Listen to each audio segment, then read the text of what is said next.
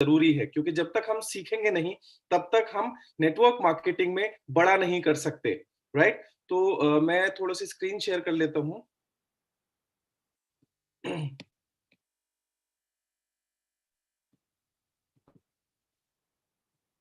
और सीखने के बाद जब हम नेटवर्क मार्केटिंग में काम करते हैं तो हमारे जो रिजल्ट है वो कई गुना ज्यादा बढ़ जाते हैं। इसलिए बेहद जरूरी है सीखना।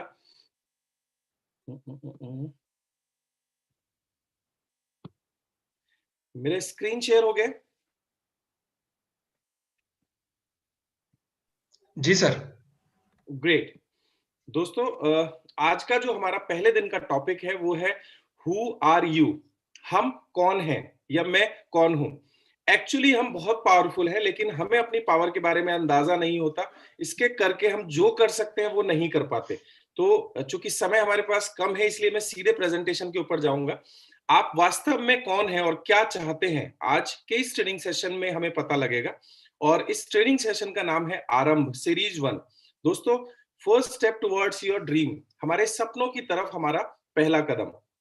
तो इस प्रेजेंटेशन में और आगे बढ़ेंगे हम।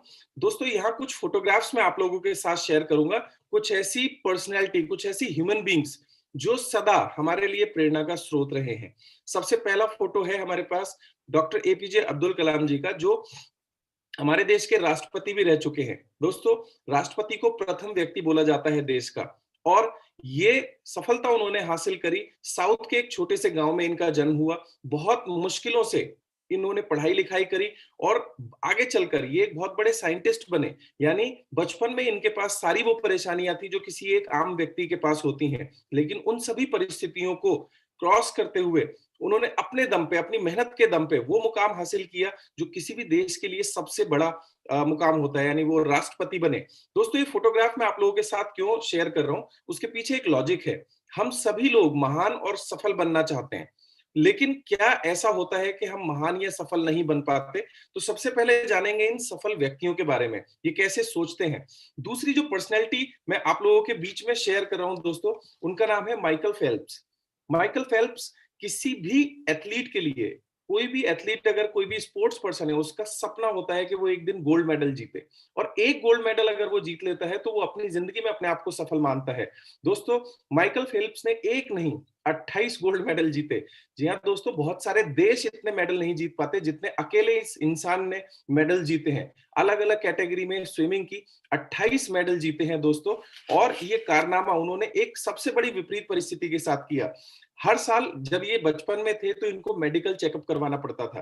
दोस्तों, इनके साथ एक प्रॉब्लम थी कि हर व्यक्ति के जो हाथ हैं वो एक निश्चित प्रोपोर्शन में बड़े होते हैं, लेकिन इनके जो हाथ हैं वो लगभग 1.5 गुना ज्यादा बड़े हो गए। और इनकी इस हाथों की ग्रोथ की वजह से इनके बाकी और ऑर्गन्स के ऊपर बहुत तेजी से काफी विपरीत फर्क पड़ा। इसी वजह से इन्हें हमेशा मेडिकल गाइडेंस में रहना पड़ता था। और ये इनकी सबसे बड़ी प्रॉब्लम थी, जिसको इन्होंने सबसे बड़ी खूबी में बदल दिया। दोस्तों, ये एक अमेरिकन स्विमर है, 28 गोल्ड मेडल इन्होंने जीते हैं।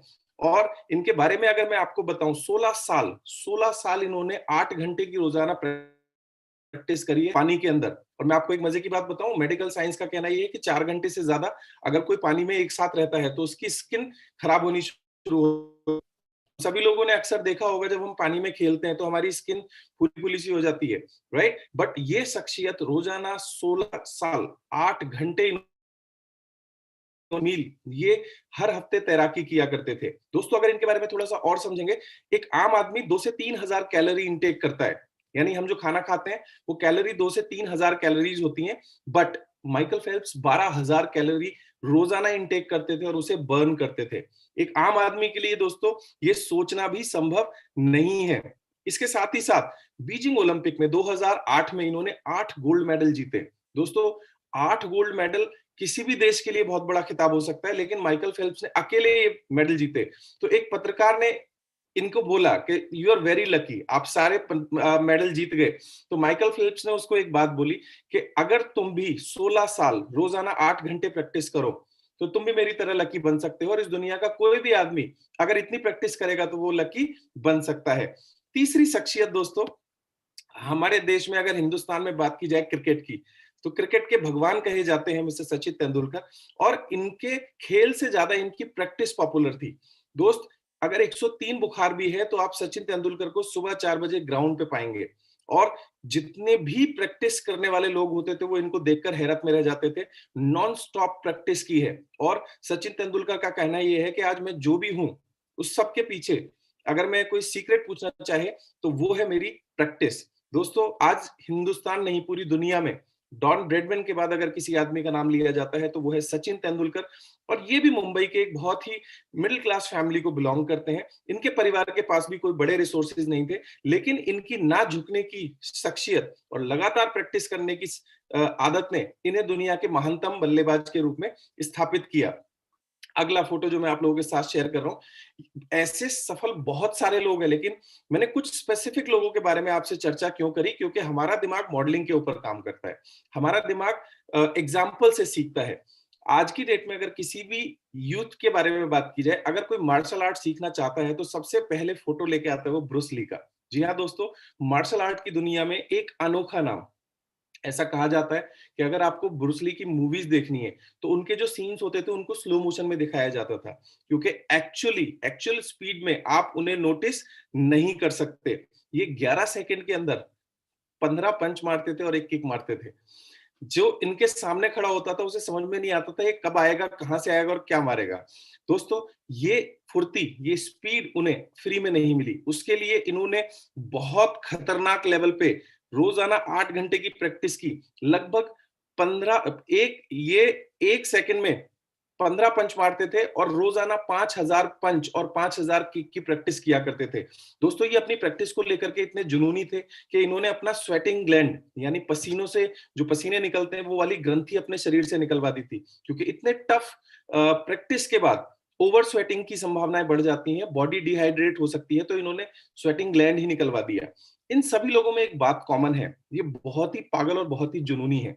और ऐसे किसी भी सफल व्यक्ति को अगर आप सुनेंगे या समझेंगे या क्रक्स निकालने की कोशिश करेंगे तो इन सभी का कहना किसी भी काम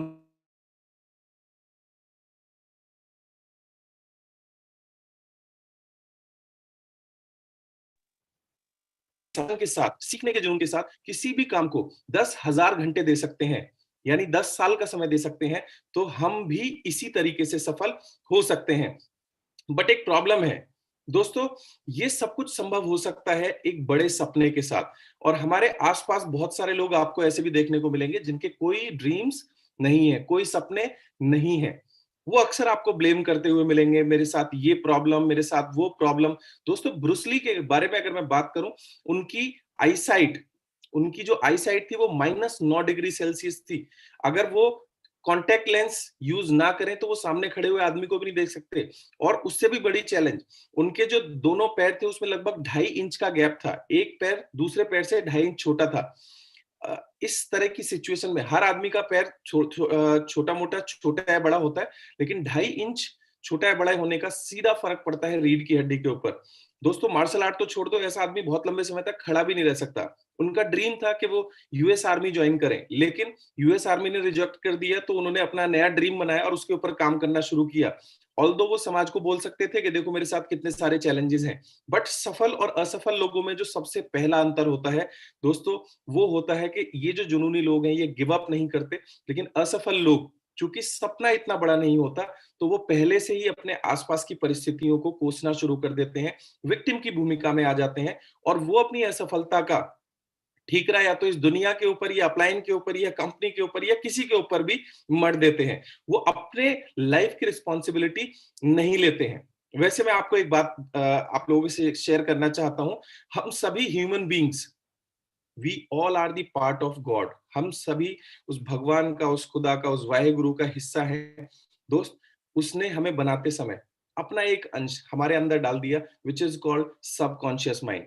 ये बात मैं आपको बोल रहा हूँ बहुत सारे धर्म ग्रंथ के बारे में स्टडी करने के बाद, बहुत सारी किताबें पढ़ने के बाद और बहुत सारे सफल व्यक्तियों से बात करने के बाद। ये अपने आप में बहुत बड़ी बात है।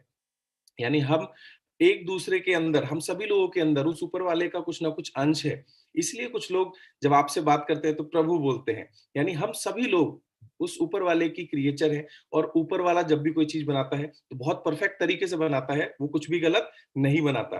बट ऐसा क्या है कि हम में से बहुत सारे लोग बहुत सफल हो जाते हैं और बहुत सारे लोग सफल नहीं हो पाते। और दीपक सर अक्सर एक कहानी सुनाते हैं, दीपक सूद जी, आप कभी सेमिनार्स में जाएंगे तो वो अक्सर एक कहानी सभी लोगों को सुनाते हैं कि जब ऊपर वाले ने इंसान का निर्माण किया, तो अब फाइनली बात आई पावर देने की कि इसको पावर कहाँ दी जाए और वो पावर का कैसे इस्तेमाल कर सकेगा। तो वो पावर, देखिए पावर के साथ हमेशा एक प्रॉब्लम होता है कि अगर उसका मिसयूज किया जाए तो बहुत बड़ी तबाही आ सकती है। तो डिस्कशन हुआ कि भाई इसकी पावर को कहाँ छिपाया जाए। तो किसी ने बोला समंदर में छुपा देते हैं, किसी ने बोला आसमान में छिपा देते हैं, किसी ने बोला पहाड़ पे छिपा देते हैं, किसी ने बोला धरती पे छिपा देते हैं। तो ऊपर वाले ने बोला कि ये इंसान है, कहीं भी पहुंच सकता है। तो किसी ने सजेशन दिया, तो एक काम करो, इसे इसके दिमाग में ही छिपा दो, क्योंकि ये पूरी दुनिया में जाएगा लेकिन अपने अंदर कभी झांक कर नहीं देख पाएगा। तो दोस्तों, हमारी जो पावर है वो हमारे दिमाग के अंदर है, और which is called subconscious mind. ये फोटो आप देख रहे हैं दोस्तों, ये बर्फ का एक बहुत बड़ा टुकड़ा है। इसकी एक खूबी है, ये जितना ऊपर रहेगा उसका 90% ये समंदर में नीचे होता है। दोस्तों, इसी की वजह से बहुत बड़े बड़े शिप टकरा कर खत्म हो जाते हैं। इसकी सबसे बड़ी खूबी है, इसका जो एक्चुअल साइज है जितना दिखता है उससे लगभग 90% ये जमीन के या पानी के नीचे होता है। दोस्तों, इसी तरीके से हमारा दिमाग काम करता है। कॉन्शियस बहुत छोटा होता है लेकिन सबकॉन्शियस असीमित है। ये बहुत विशाल है, इससे बहुत कुछ किया जा सकता है। कॉन्शियस माइंड की लिमिटेशन है लेकिन सबकॉन्शियस माइंड की कोई लिमिटेशन नहीं है। हमारा सबकॉन्शियस माइंड जो भी सोच सकता है उसे अचीव कर सकता है। कॉन्शियस और सबकॉन्शियस में बेसिक अंतर समझने के लिए बस आप ऐसे समझ लीजिए कि अभी हम जो भी कॉन्शियसली कर रहे हैं, यानी शॉर्ट टर्म मेमोरी जो भी है वो कॉन्शियस माइंड का पार्ट है, और जो भी लगातार लगातार लगातार कॉन्शियसली किया जाता है वो हमारे सबकॉन्शियस माइंड का हिस्सा बन जाता है। कॉन्शियस और सबकॉन्शियस माइंड के अंदर एक बड़ी चीज ये है कि कॉन्शियस हमेशा लॉजिक्स के ऊपर बात करता है और सबकॉन्शियस हमेशा मैजिक के ऊपर बात करता है। सो या तो हमारी लाइफ में लॉजिक होगा या फिर हमारी लाइफ में मैजिक होगा। तो सबकॉन्शियस माइंड की दूसरी खूबी ये है कि वो हमेशा इमेजेस के बारे में बात करता है, वो हमेशा पिक्चर्स के थ्रू बात करता है। अगर मैं आपसे बात करूं, मैं हिंदी में बोलूं बंदर, और अगर इंग्लिश में बोलूं मंकी, और गुजराती में बंदर को, मंकी को क्या बोलते हैं आई डोंट नो, मराठी में क्या बोलते हैं, असमीज में क्या बोलते हैं, लेकिन अगर इन सभी लोगों को वो शब्द अलग अलग चाहे बोले जाए, लेकिन सबके सबकॉन्शियस माइंड में जो इमेज बनेगी वो एक बंदर की ही बनेगी। राइट? तो कॉन्शियस माइंड अलग अलग जगह अलग अलग काम कर सकता है, लेकिन सबकॉन्शियस माइंड सबका कॉमन तरीके से काम करता है। और दोस्तों, ये बहुत पावरफुल है, इसे थोड़ा सा और डिटेल से समझने की कोशिश करते हैं। हमारे शरीर में फिजिकली हिस्से नहीं होते कॉन्शियस या सबकॉन्शियस माइंड के। हमारा शरीर जो बना होता है वो न्यूरॉन्स का बना होता है। आप इसे ऐसे समझिए जैसे अलमारी होती है और अलमारी में कैबिनेट होती है, इसी तरीके से हमारे दिमाग के अंदर बहुत सारे न्यूरॉन्स होते हैं जिनके अंदर डेटा सेव होता है। जैसे आपने पेन ड्राइव या मेमोरी कार्ड देखे होंगे, ठीक इसी तरीके से हमारे दिमाग में न्यूरॉन्स होते हैं, ट्रिलियंस ऑफ न्यूरॉन्स होते हैं, जिसके अंदर सारी चीजें सेव होती हैं। मेमोरीज, फोटोग्राफ्स, इमेजेस, कम्युनिकेशन, जो भी हम सीखते हैं वो इसके अंदर स्टोर होना शुरू हो जाता है। और अगर मैं अपने दिमाग की कैपेसिटी की बात करूं तो लगभग 2500 टीबी, जी हाँ दोस्तों, 25 लाख जीबी। आपने देखा होगा मोबाइल फोन्स की कैपेसिटी कितनी होती है, 32 जीबी, 64 जीबी या 120 जीबी के भी आजकल मोबाइल फोन्स आ रहे हैं, 350 400 जीबी के लैपटॉप आते हैं। लेकिन हमारा जो ह्यूमन ब्रेन है वो लगभग 25 लाख जीबी तक का डेटा स्टोर कर सकता है। और ये छोटे छोटे जो न्यूरॉन्स होते हैं ये एक मेमोरी कार्ड की तरह काम करते हैं, जिसमें सारी फाइल्स स्टोर होती हैं। और हमारा ब्रेन इस तरीके से काम करता है कि जब भी हम कोई चीज याद करते हैं तो वो रिकॉलिंग मेमोरी होती है। हमारे न्यूरॉन्स आपस में ट्रांसमीटर की तरह एनर्जी रिलीज करते हैं, और वही एनर्जी ट्रांसमिशन डेटा कहलाती है। यानी अगर हम अपने ब्रेन को समझें तो ब्रेन का पहला काम क्या है कि डेटा स्टोर करता है, और दूसरा वो जो भी बात हम बोल रहे हैं उससे रिलेटेड इमेज क्रिएट करता है, और उसी से रिलेटेड एनर्जी क्रिएट करता है। दोस्तों, इस थ्योरी को निकोलस टेस्ला, जो एक बहुत बड़े साइंटिस्ट रहे हैं, आज जो टेस्ला गाड़ी की आप बात करते हैं वो उन्हीं के द्वारा इन्वेंट किया गया था। इन्होंने इतने आविष्कार किए, इतने आविष्कार किए, और ये एक बड़े प्रोजेक्ट के ऊपर काम कर रहे थे। इनका ड्रीम था कि ये वायरलेस इलेक्ट्रिसिटी को जन्म दें। दोस्तों, बहुत सारे इन्वेंशन इनके नाम पे हैं। इन्होंने इस सिद्धांत की खोज की थी, उनका कहना ये है कि लॉ ऑफ अट्रैक्शन का एक नियम होता है जिसके बारे में थोड़ा-थोड़ा हम सभी लोग जानते हैं और हम किस चीज़ को अट्रैक्ट करते हैं, हम कोई भी फिज़िकल चीज़ को अगर अट्रैक्ट करना चाहें, फिज़िकल चीज़ मतलब जिसे हम छू के देख सकें। भौतिक चीज़ को अगर हम अट्रैक्ट करते हैं, वो कोई कार हो सकती है, वो पैसा हो सकता है, वो घर हो सकता है। दोस्तों हर चीज़ मिलकर बनी होती है कुछ पदार्थों से और कोई भी पदार्थ अगर मान लीजिए मैं इस पेन की बात करूँ, मेरे पास ये पेन है या फिर ये मोबाइल फ़ोन है, ये या तो प्लास्टिक का बना है या फिर ये किसी मेटल का बना है और अगर आप किसी भी पदार्थ को और फर्दर तोड़ेंगे तो हम पाएंगे कि ये बना होता है किसी एटम से और आगे एटम को अगर हम थोड़ा सा डिवाइड करेंगे तो ये एटम्स बने होते हैं इलेक्ट्रॉन न्यूट्रॉन एंड प्रोटॉन से। और दोस्तों electron neutron and protons these are the energy, ये सिर्फ ऊर्जा है। यानी कोई भी फिजिकल वस्तु कुछ ऊर्जाओं का कॉम्बिनेशन होता है और हमारा जो दिमाग है वो एक रिसीवर की तरह काम करता है। जब हम किसी भी चीज की इमेज अपने दिमाग में बनाते हैं तो हम उस ऊर्जा को रिलीज करते हैं और वो चीज हमारी तरफ अट्रैक्ट होना शुरू हो जाती है। तो जो वीडियोस हम अक्सर देखा करते हैं लाइफस्टाइल की, तो जब भी हम कोई चीज देखना शुरू करते हैं तो हम उस एनर्जी को अपनी तरफ अट्रैक्ट करना शुरू कर देते हैं। अगर मैं नटशेल में बोलूं तो वी ऑल आर मैग्नेट्स, हम एक चुंबक की तरह काम करते हैं। अब इस चुंबक के जरिए आप अपनी जिंदगी में अच्छी चीजों को भी अट्रैक्ट कर सकते हैं और आप अनफॉर्चुनेटली बुरी चीजों को भी अट्रैक्ट कर सकते हैं। अब हम जरा सोचे जैसे सचिन तेंदुलकर ने अट्रैक्ट किया था वर्ल्ड कप को, राइट? हम सभी लोगों ने इस अट्रैक्ट लॉ ऑफ अट्रैक्शन का इस्तेमाल करके छोटी या बड़ी सफलताएं हासिल करी हैं। तो अगर मैं शॉर्ट में बोलूं तो हमारा जो ह्यूमन ब्रेन है, जो सबकॉन्शियस माइंड है, वो इस जिन की तरह है जिसके जरिए हम सब कुछ प्राप्त कर सकते हैं, चाहे वो एक बड़ा घर हो, चाहे वो बड़ी कार हो, चाहे अच्छी बच्चों की एजुकेशन हो, विदेश यात्राएं हो, साथ ही साथ बहुत सारा पैसा या फिर समाज में एक अच्छी रिस्पेक्ट, सब कुछ हम अट्रैक्ट कर सकते हैं इस सबकॉन्शियस माइंड की पावर से। लेकिन ऐसा क्या होता है कि हम ये सब कुछ अचीव नहीं कर पाते दोस्तों? उसके पीछे कारण होता है कि हमारे आसपास की प्रोग्रामिंग। आप देखिए, हम सभी लोग मॉडलिंग के सिद्धांत पे बहुत सारी चीजों को सीखते हैं और समझते हैं। हमारे आसपास चारों तरफ एक बार नजर उठा के देखिए, ज्यादातर लोग किन चीजों की बात करते हैं? ज्यादातर बात होती है डर की, तुमसे ये नहीं होगा, ऐसा हुआ तो क्या होगा? ज्यादा से ज्यादा बात होती है जेलस यानी जलन की, इसके साथ ही साथ एंगर यानी गुस्सा और साथ ही साथ इनसिक्योरिटी। आप अपने आसपास देखिए, कितने परसेंट लोग बात करते हैं मोटिवेशन की, प्रॉस्पेरिटी की, अबंडेंस की। दोस्तों हमारे आजू-बाजू चाहे वो हमारे दोस्त हों, रिलेटिव्स हों, वो बात करते हैं इस तरह की नेगेटिव थॉट्स की। और जो हमारे आसपास ज़्यादा घटित होगा, वो हमारे सबकॉन्शियस माइंड पे इम्पैक्ट डालता है। तो नोइंगली या अननोइंगली यानी जानबूझकर कई बार और कई बार अनजाने में हमारी प्रोग्रामिंग नकारात्मक हो जाती है और उसके पीछे बहुत बड़ा कारण होता है हमारे आसपास का कम्युनिकेशन। दोस्तों, किसी ने बहुत शानदार बात बोली है कि एक सड़ा हुआ आम 10 सड़े हुए आम को सड़ाने की ताकत रखता है, लेकिन 100 अच्छे आम एक सड़े हुए आम को ठीक करने की ताकत नहीं रखते। तो आज के बाद आपकी जो भी एसोसिएशन है, आप उसे बहुत सोच समझ के सेलेक्ट कीजिएगा। आपकी जो भी संगत है, वो किस तरह की बातों की बात करती है? पॉजिटिविटी की, अबंडेंस की या फिर नेगेटिव इमोशंस की। दोस्तों इसे और थोड़ा सा गहराई से समझने की कोशिश करते हैं। हमारा जो दिमाग है बेसिकली वो काम करता है विचारों से। याद रखिएगा, ये formula T plus E plus A is equal to R, यानी थॉट, हमारे दिमाग में जो विचार आते हैं वो हमारी इमोशंस का निर्माण करते हैं और वही इमोशन मिलकर के हमारे एक्शंस का निर्माण करते हैं और वो एक्शन हमारी जिंदगी में रिजल्ट लेके आते हैं। एक बार एक जेल के अंदर सर्वे हुआ और वहां बहुत सारे लोगों से बातचीत हुई। उनसे पूछा गया कि आपको क्या लगता है आप जेल में क्यों हैं? तो उन सभी लोगों से जब बात की गई तो ये फॉर्मूला निकल के आया। उन्होंने बताया कि हमारे दिमाग में एक विचार आया, उस विचार के साथ कुछ इमोशंस कनेक्ट हुई और हमने वो एक्शन लिया जिसकी वजह से, जिसका परिणाम है कि आज हम जेल के अंदर हैं। दोस्तों, अगर आज आप अपनी लाइफ में सक्सेसफुल हैं, मान लीजिए आप एक इंजीनियर हैं, तो कहीं न कहीं आपके दिमाग में एक थॉट आया होगा, एक विचार आया होगा कि क्यों ना मैं इंजीनियर बनूँ। उस विचार के साथ इमोशंस ऐड हुई कि अगर मैं इंजीनियर बनूँगा तो मेरी फैमिली कितनी खुश होगी, मेरे परिवार के लोग कितने खुश होंगे, मेरी लाइफ़स्टाइल कैसी होगी।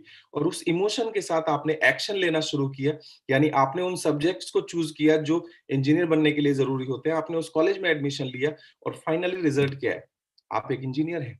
दोस्तों, ये सारा गेम विचार, इमोशंस, एक्शंस का है। लेकिन कौन से विचार हमें लेने चाहिए? अब खेल यहाँ से शुरू होता है कि हम किस तरह के इमोशंस को, किस तरह के विचारों को अट्रैक्ट करते हैं। उसमें एक वर्ड और ऐड हो जाता है जिसका नाम है पी, यानी प्रोग्रामिंग।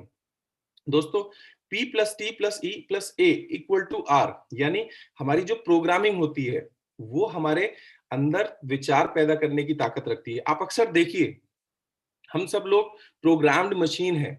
हम जिस समाज में, जिस कल्चर में रहते हैं, हमारी वो प्रोग्रामिंग की गई। फॉर एग्जाम्पल, मैं किसी जाति या धर्म के बारे में बात नहीं करूंगा। आप सिर्फ तथ्य को समझने की कोशिश करना। मान लीजिए एक हॉस्पिटल के अंदर दो बच्चे पैदा होते हैं, एक हिंदू फैमिली, एक मुस्लिम फैमिली, और वो बच्चे इंटरचेंज हो जाते हैं by the mistake of nurse. अब जो बच्चा हिंदू फैमिली में जाएगा तो वो क्या सीखेगा, जो उसके रिचुअल्स क्या होंगे, वो उसके बेसिक फंडामेंटल काम करने के तरीके कैसे होंगे। वहीं अगर दूसरा बच्चा एक मुस्लिम फैमिली में जाएगा तो जो प्रोग्रामिंग हम अपने आसपास देखते हैं, हम उस प्रोग्रामिंग को फॉलो करना शुरू कर देते हैं। और इसमें बहुत बड़ा रोल प्ले करते हैं हमारे टीवी, हमारे प्रोग्राम्स, वो मूवीज और वो पिक्चरें जो हम मोटिवेशनल मूवीज देखते हैं। आप अपने आप को मोटिवेशनल सॉन्ग्स, मोटिवेशनल मूवीज के अंदर डाल दीजिए, आपका विचार पैदा करने का तरीका अलग हो जाएगा। और वहीं अगर आप नेगेटिव मूवीज देखना शुरू कर दीजिए, नेगेटिव सीरियल्स देखना शुरू कर दीजिए, तो आप प्रोग्राम्ड हो जाएंगे नेगेटिव थॉट क्रिएट करने के लिए। तो पी जो पार्ट है, इसे हम खुद से ऑप्ट करते हैं, खुद से चूज करते हैं कि हमें किस तरह की प्रोग्रामिंग का हिस्सा बनना है, क्योंकि यही प्रोग्रामिंग हमारे दिमाग में विचार पैदा करेगी। आप अक्सर देखिए, जो क्रिमिनल्स होते हैं उनकी एसोसिएशन कैसे लोगों की होती है और वो किस तरह की बातें करते हैं, यानी वो धीरे धीरे प्रोग्राम्ड हो रहे हैं उस नेगेटिव थॉट प्रोसेस के। और वहीं कुछ अच्छे लोगों की संगत, जो बिजनेसमैन होते हैं, उनकी आप बातें सुनिए, वो प्रोग्राम्ड हो रहे हैं पॉजिटिव थॉट्स के लिए। क्योंकि सारा खेल शुरू होता है हमारी प्रोग्रामिंग से, हम किस तरीके से अपने आप को प्रोग्राम कर रहे हैं। तो दोस्तों, ये वो पार्ट है जिसके लिए हमें काम करना है अगर हम सफल होना चाहते हैं। किस तरह का लिटरेचर हम पढ़ते हैं, किस तरह के प्रोग्राम्स हम सुनते हैं, किस तरह की एसोसिएशन का पार्ट हम बनते हैं। अक्सर लोग पूछते हैं ना, नेटवर्क मार्केटिंग में मीटिंग मीटिंग मीटिंग क्यों करते रहते हो? दोस्तों, ये वो चीज है जो आपकी प्रोग्रामिंग के ऊपर इम्पैक्ट डालता है। आपने अक्सर सुना होगा कि मैं एसटीएम में गया, या इस पर्टिकुलर मीटिंग में गया, या ये सेमिनार के अंदर गया। तो आपकी प्रोग्रामिंग जैसी चेंज होनी शुरू हो जाती है, आपके विचार बदलने शुरू हो जाते हैं, और वही बदले हुए विचार आपकी इमोशंस में बदलाव लाना शुरू कर देते हैं, और यहीं से हमारे एक्शंस का निर्माण शुरू हो जाता है। कल हमने राहुल की स्टोरी सुनी। राहुल जब तक मीटिंग्स और ट्रेनिंग का हिस्सा नहीं बने थे, वो प्रोग्राम्ड नहीं थे सफलता के लिए, उनके थॉट दूसरे तरह के थे। लेकिन जैसे ही उन्होंने एक मीटिंग अटेंड की, उनकी प्रोग्रामिंग चेंज हुई, उनके विचार बदले। और दोस्त, विचार बदलने से उनके इमोशंस बदलने शुरू हो गए, और इमोशंस बदलने के बाद मैसिव एक्शन के ऊपर वो आ गए, और जिसका नतीजा ये है कि एक सिंपल सा कार कैब ड्राइवर आज एक सफल व्यक्ति है। तो ये फॉर्मूला हमारी लाइफ के लिए बेहद इंपॉर्टेंट है। अगर हम इस नजरिए से अपने आप को प्रोग्राम करना शुरू कर देते हैं, तो हम अपनी लाइफ में किसी भी सफलता को अट्रैक्ट करने की क्षमता रखते हैं। और दोस्तों, ये जो फॉर्मूला है, ये सीक्रेट्स ऑफ मिलेनियर माइंड का है, आप इसको पढ़िएगा जरूर। वहां उन्होंने पूरा बताया कि हमें किस तरह की प्रोग्रामिंग का पार्ट बनना है और किस तरीके से हमें अपनी एसोसिएशन के ऊपर काम करना है। और जितना पॉजिटिव एसोसिएशन में आप रहेंगे, आप उतना ज्यादा पॉजिटिव थॉट अपने अंदर क्रिएट करेंगे। एक चीज और मैं आप लोगों से शेयर करना चाहता हूं। ये जो प्रोग्रामिंग वर्ड है दोस्तों, कुछ लोगों को लगता है कि हमारा दिमाग हमें चलाता है, लेकिन सफल लोग जानते हैं कि दिमाग भी हमारे शरीर का एक अंग है। जी हाँ दोस्तों, जैसे हाथ हमारे शरीर का एक अंग है, पैर हमारे शरीर का एक अंग है, ठीक इसी तरीके से हमारा जो दिमाग है, जो हमारा ब्रेन है, वो भी हमारा ही एक ऑर्गन है। कुछ लोगों को लगता है कि हमारी जिंदगी हमारे दिमाग के द्वारा ड्राइव हो रही है, और जबकि ये हकीकत नहीं है। आप सभी लोग किसी बस या फ्लाइट में बैठे होंगे, वो बस कहाँ जाएगी? जहाँ उसका ड्राइवर उसे लेके जाना चाहेगा। यानी जितने लोग बैठे हुए हैं, जितनी लोग सवारियां हैं उसके अंदर, वो उनके कहने के हिसाब से नहीं चलेगा, वो चलेगा पायलट के कहने के हिसाब से। और हवाई जहाज की अपनी या बस की अपनी कोई डेस्टिनी नहीं होती, वो वहां पहुंचेगा जहां उसका पायलट ले जाना चाहेगा। तो लाइफ में 99% लोग दिमाग को देखते हैं सवारी की तरह, उस बस की तरह, उस हवाई जहाज की तरह।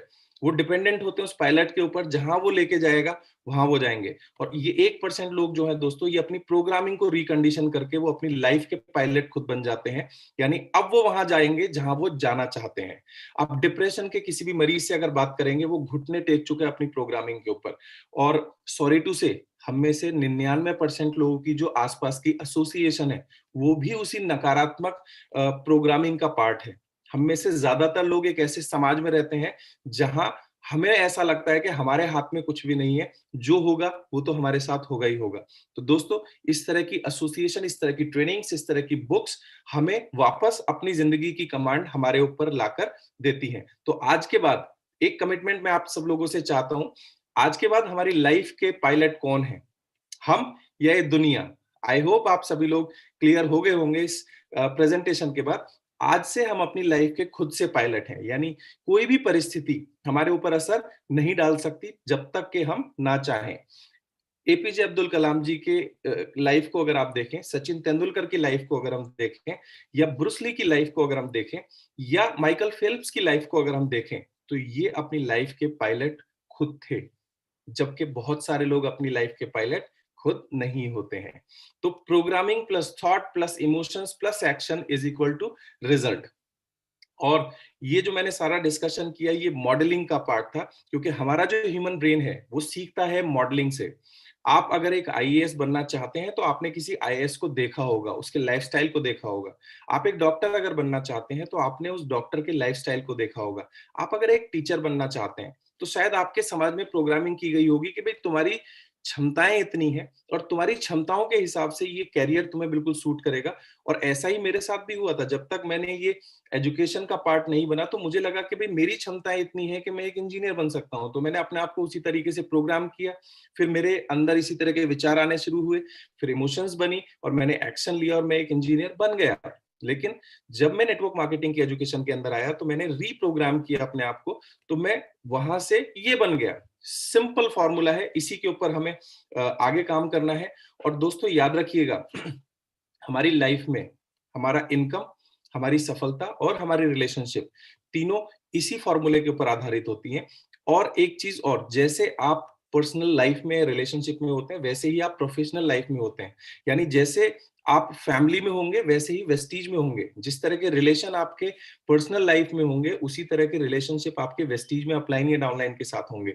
तो बहुत सारे लोगों से गलती क्या होती है कि वो नेटवर्क मार्केटिंग में अपने आप को बदलते हैं, लेकिन पर्सनल लाइफ के अंदर नहीं बदलते हैं। अगर आपको कंप्लीट ट्रांसफॉर्मेशन चाहिए तो बदलाव हर जगह करना होगा, तभी हमें सफलता मिलेगी।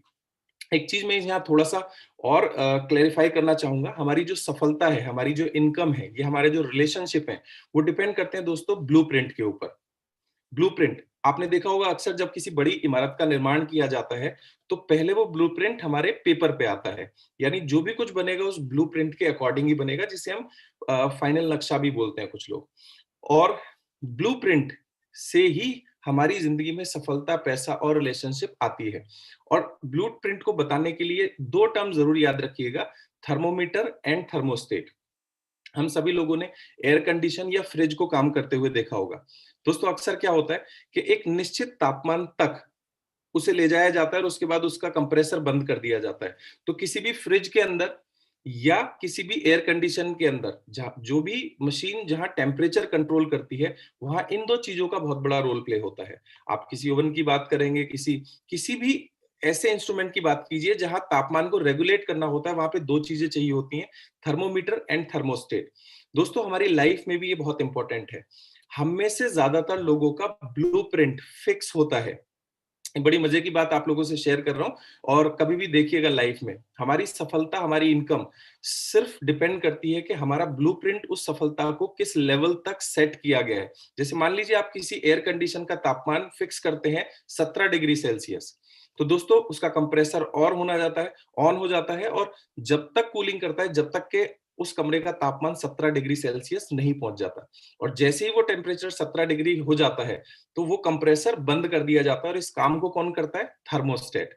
यानी थर्मोमीटर बताता है तापमान और थर्मोस्टेट एक्शन लेता है। ठीक इसी तरीके से आपके और मेरे अंदर भी एक ब्लूप्रिंट फिक्स है और थर्मोमीटर और थर्मोस्टेट काम करता है। जैसे मान लीजिए किसी आदमी की जिंदगी में 1 लाख रुपए का ब्लूप्रिंट है, यानी उसे लाइफ में 1 लाख रुपया महीना चाहिए। तो अगर इनकम कम है तो हमारा कंप्रेसर ऑन हो जाता है, यानी हम काम करना शुरू कर देते हैं। और जैसे ही हम 1 लाख रुपए महीना पे पहुंचते हैं तो हमारा थर्मोस्टेट हमें काम करना बंद कर देता है और हम कंफर्ट जोन में चले जाते हैं। आप देखिए, आप भी और हम भी एपीजे अब्दुल कलाम जैसे सफल होने के लिए बने हैं, लेकिन हमारा जो थर्मोमीटर है ना, वो 1 लाख रुपए पे अगर गलती से अटक गया तो वो हम उतनी मेहनत करेंगे, वहां जाने के बाद हम अपने आप को रोक देते हैं। दोस्तों, बहुत सारे लोग इस दुनिया में ऐसे बने हैं जिनका ब्लूप्रिंट यानी थर्मोस्टेट या थर्मोमीटर 1 लाख रुपए के ऊपर डिपेंड नहीं करता। यहाँ आपको एक एग्जांपल के साथ शेयर करना चाहता हूँ। कोई एक पार्टिसिपेंट, अगर सडनली आपके अकाउंट में 1 करोड़ रुपए आ जाए, किसी भी एक पार्टिसिपेंट, आप अपने बारे में सोच सकते हैं, मान लो सडनली आपके अकाउंट में 1 करोड़ रुपए आ जाए, तो आप खुश होंगे या परेशान होंगे? जाहिर सी बात है, ज्यादातर लोग खुश होंगे। अब यही सिचुएशन मुकेश अंबानी के साथ कर दो, उसकी सारी दौलत लूट ली जाए, उसके अकाउंट में सिर्फ 1 करोड़ रुपए छोड़ दो, तो अब मुकेश अंबानी खुश होगा या दुखी होगा? जी हाँ दोस्तों, वो बहुत दुखी होंगे, क्योंकि उनका जो ब्लूप्रिंट है वो 1 करोड़ रुपए पे सेट नहीं है, वो हजारों करोड़ रुपए पे सेट है। और आपका और मेरा जो ब्लूप्रिंट है वो 1 करोड़ या 10 करोड़ या 100 करोड़ रुपए के ऊपर सेट है। तो दोस्तों, हम अपनी इस जिंदगी में कितनी बड़ी सफलता हासिल करेंगे, ये डिपेंड करता है कि हमारा ब्लूप्रिंट कितनी बड़ी सफलता पाने के लिए सेट है। बहुत सारे लोग कहते हैं कि भाई, बाली सर आज इतनी मेहनत क्यों करते हैं? वो इतनी मेहनत इसलिए करते हैं क्योंकि उनका ब्लूप्रिंट बहुत बड़ी सफलता के लिए सेट हो चुका है। तो आपकी सफलता, आपकी इनकम और आपकी लाइफ में जो रिलेशनशिप है, वो उसी हद तक आएंगे जिस हद तक आपका ब्लूप्रिंट सेट होगा।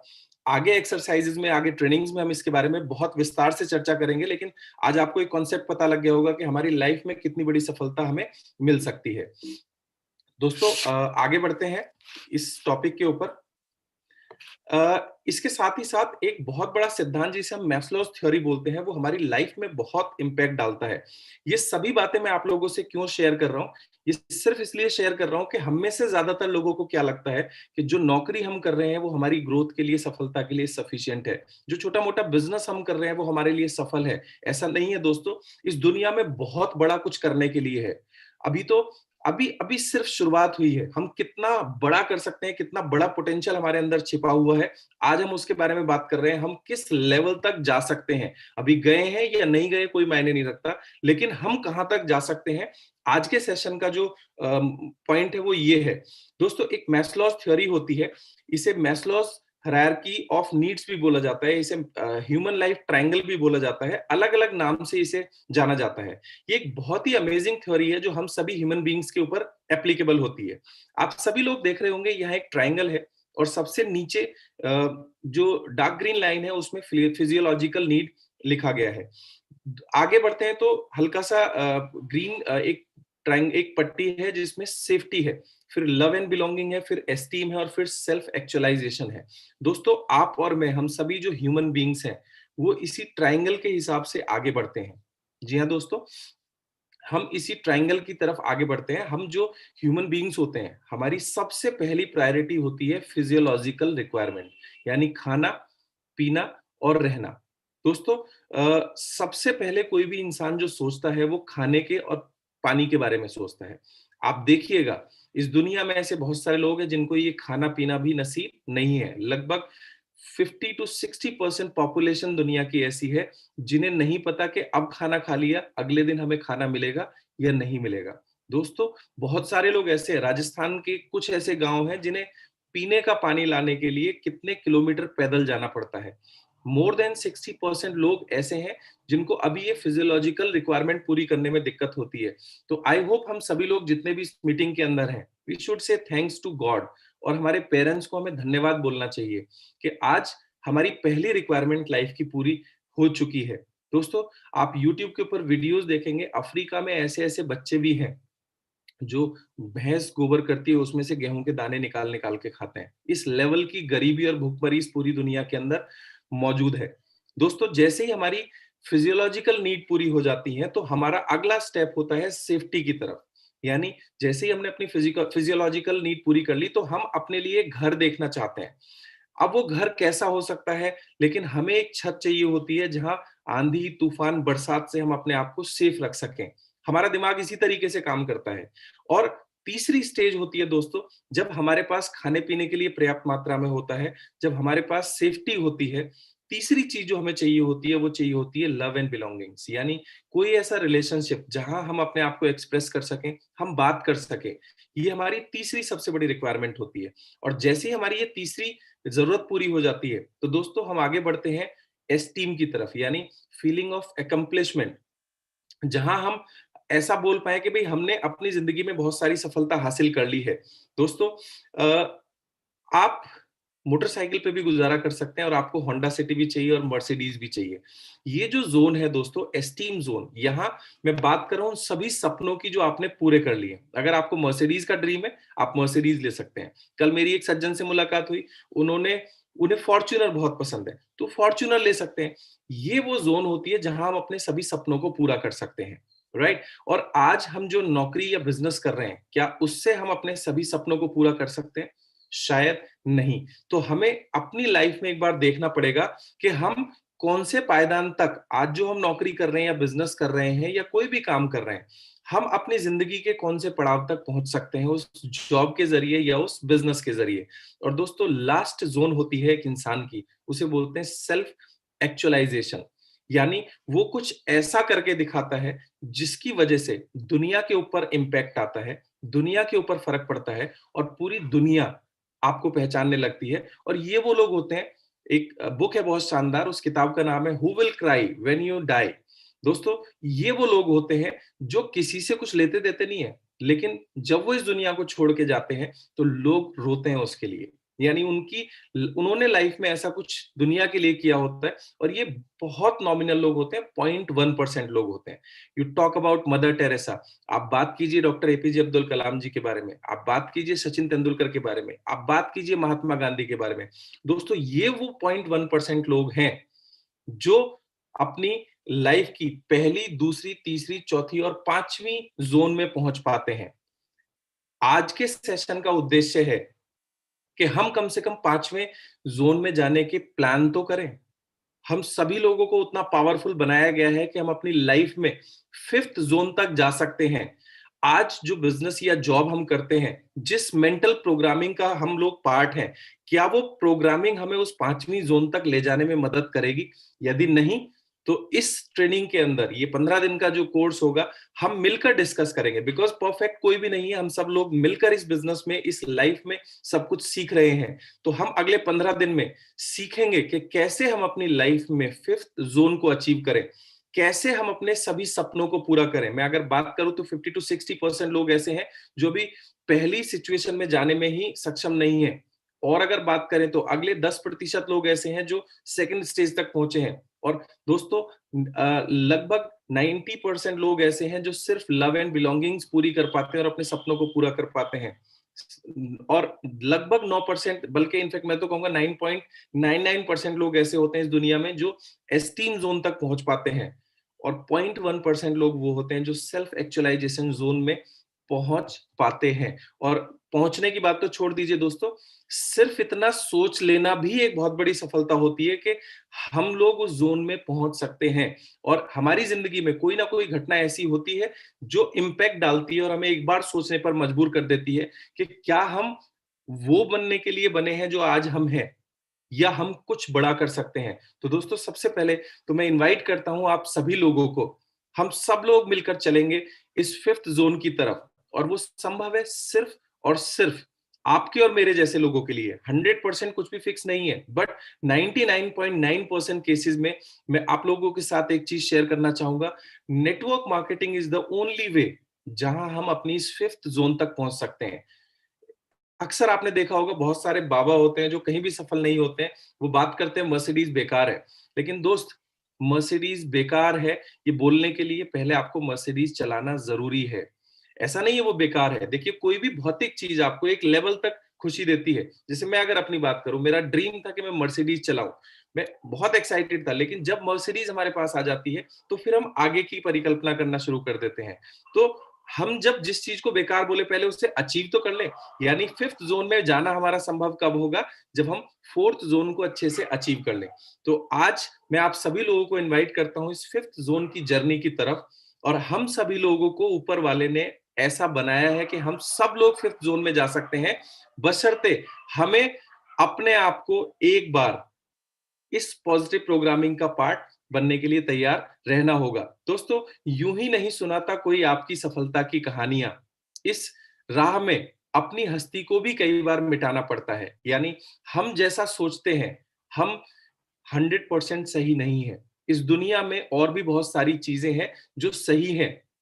हमें एक बार उनकी तरफ देखना होगा, और अगर हम इस प्रोग्रामिंग का पार्ट बनते हैं, तो एक दिन हम भी डॉक्टर एपीजे अब्दुल कलाम जी की तरह जाने जाएंगे, माइकल फेल्प्स की तरह हमारा भी फोटो होगा, सचिन तेंदुलकर की तरह हमें भी किसी एक फील्ड में सफल बताया जाएगा, और हम सभी लोग हजारों लाखों चैलेंजेस के बावजूद भी आइकन बन सकते हैं मार्शल आर्ट में।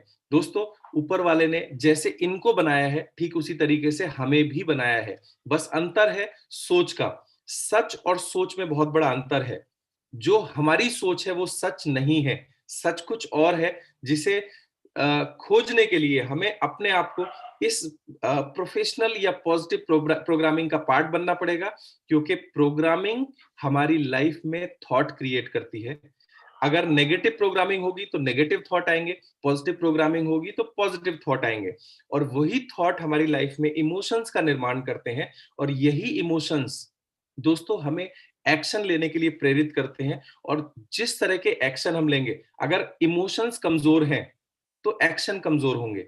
इमोशंस मजबूत हैं और जिद्दी हैं तो दोस्तों हमारे एक्शन बहुत ज्यादा पावरफुल हो जाएंगे, और यही एक्शन मिल करके हमारे रिजल्ट्स को लीड करते हैं। और दोस्तों, आज हमने एक चीज सीखी, let's unlearn the poor programming. सबसे पहले आपको गिलास, भरे हुए गिलास को आप और नहीं भर सकते, सबसे पहले उसे खाली करना पड़ेगा।